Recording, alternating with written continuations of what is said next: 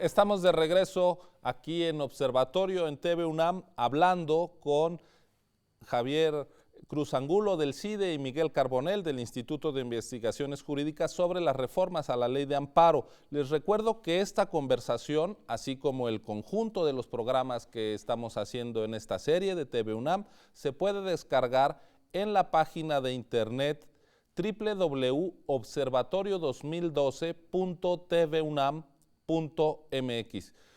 Javier, Miguel, estábamos hablando de las restricciones para que los exhortos, para que una decisión de la Corte tenga efectos generales, y ya mencionaban, hay una excepción que es el tema fiscal, pero permítanme colocarme en mi mirador de disciplina profesional, que es la economía. Curiosamente, una gran cantidad de amparos exitosos que llegaban a la Corte a lo largo de las últimas décadas son en materia fiscal, porque los grupos con poder económico son los que tienen a los abogados que permitían ir abriendo brecha y taladrar disposiciones y llegar a obtener resultados muy favorables, muy jugosos en términos económicos para algunos grupos. Esta es una de las paradojas del amparo, y que justamente le da la razón a lo que decía Javier de cuánto en un amparo dependes de que tengas un buen abogado. La materia fiscal, en donde además de que los abogados conseguían llevar a las grandes empresas, a los grandes consorcios a través de esta carretera del siglo XIX, a gran velocidad, eran unos verdaderos bólidos estos grandes despachos, pero curiosamente, llegando a la Suprema Corte, los ministros eran muy obsequiosos, eran muy garantistas en materia fiscal, construyeron enredadísimas jurisprudencias para que de ahí se pudieran agarrar argumentativamente, mientras que en otras materias eran sumamente restrictivos. Si tú revisas en los últimos 20 o 30 años sentencias sobre libertad de expresión, sobre igualdad, sobre no discriminación, no hay nada.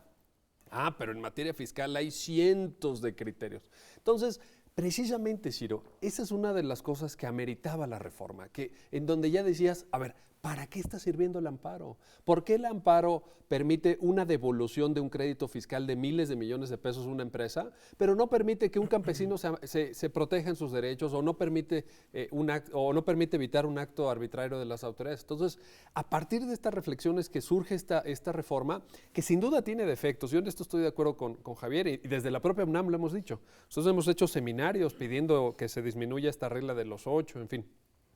Pero yo lo que decía es que mi valoración es positiva respecto a lo que teníamos antes. Es decir, no es el mundo ideal al que estamos llegando, ciertamente, pero sí pasamos de una ley de los años 30 a una ley del siglo XXI. Y en esto, por ejemplo, lo que decía Javier me interesa mucho. Dice, es que los abogados, fíjate, ahí viene un reto importantísimo para la profesión jurídica.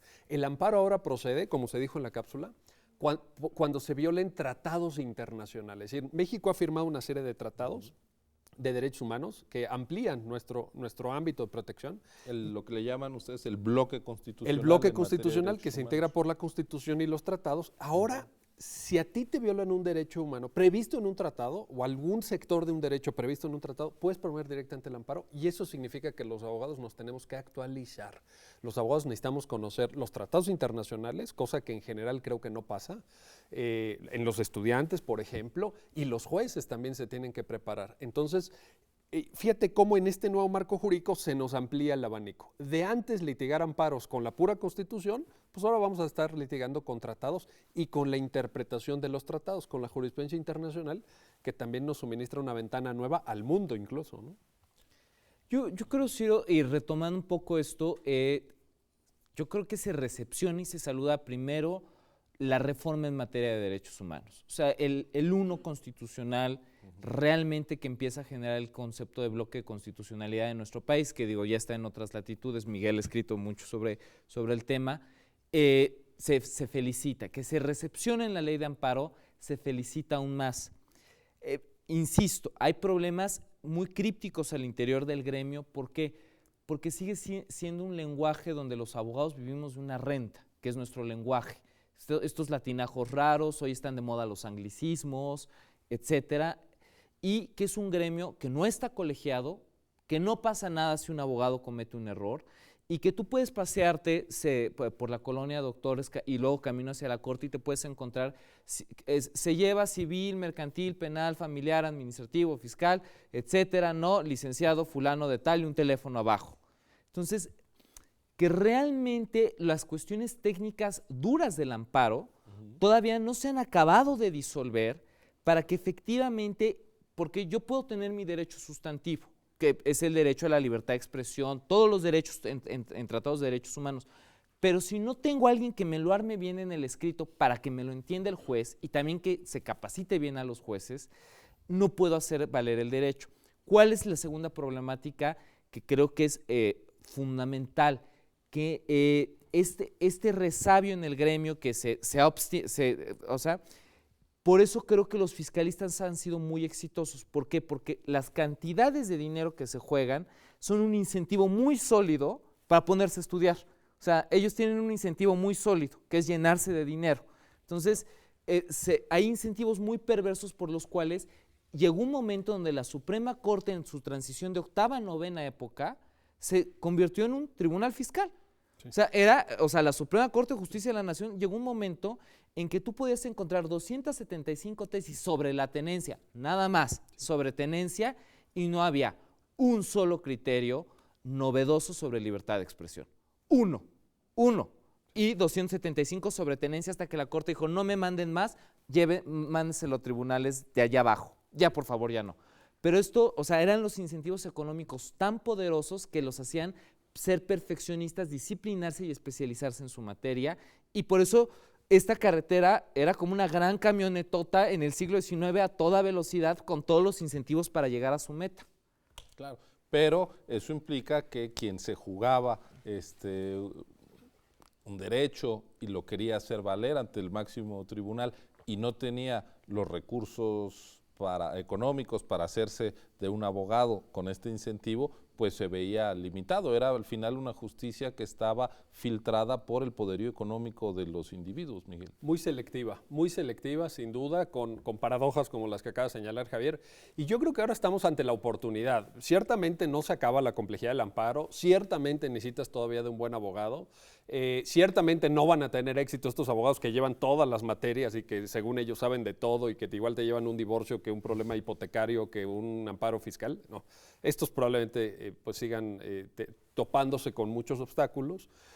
Pero yo creo que sí estamos ante una ventana de oportunidad importante que va a depender de muchas cosas. Va a depender, Ciro, de la cultura jurídica. También la complejidad de los litigios a veces viene de la complejidad que los propios abogados hacemos. Por ejemplo, hay abogados, y Javier los conoce, que cobran casi por kilo de la demanda y avientan unas demandas de 400 páginas cuando se podía sintetizar.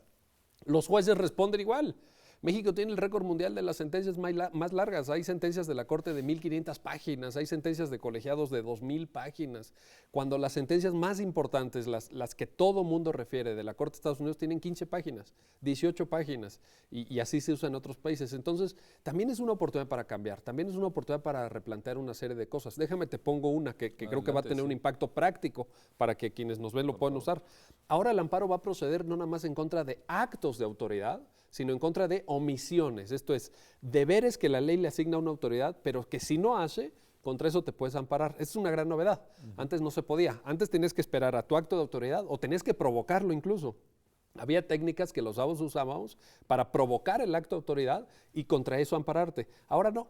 Si la autoridad no actuaba, no había si la ley no manera. actuaba, pues no te tenías contra qué amparar, claro, porque te decían no hay acto de autoridad. Ahora dice la reforma constitucional y lo recepciona la propia ley, ante una omisión de la autoridad también procede el amparo. Entonces vemos cómo ya en términos de incentivos, para usar el concepto que también maneja Javier, o en términos de equilibrios, las cosas cambian. Cambia por los efectos generales, difíciles o no, pero ya tenemos efectos generales, no los teníamos. Bueno, pues es un avance. Porque te puedes amparar por violación de tratados, caray, ya se nos abre un mundo nuevo, y porque te puedes amparar contra omisiones. Allá hay un sector también que hay que explorar. Ojalá que los abogados tengan el interés y el tiempo de hacerlo. Ahora, es una reforma que afecta intereses. Me gustaría ir a eso. Vamos a hacer una pausa y regresamos. Ya lo ve, estamos analizando la ley de amparo, sus implicaciones, un tema pues que va a cambiar la vida jurídica de este país por lo que nos están diciendo nuestros invitados. Quédese con nosotros, regresamos en un momento.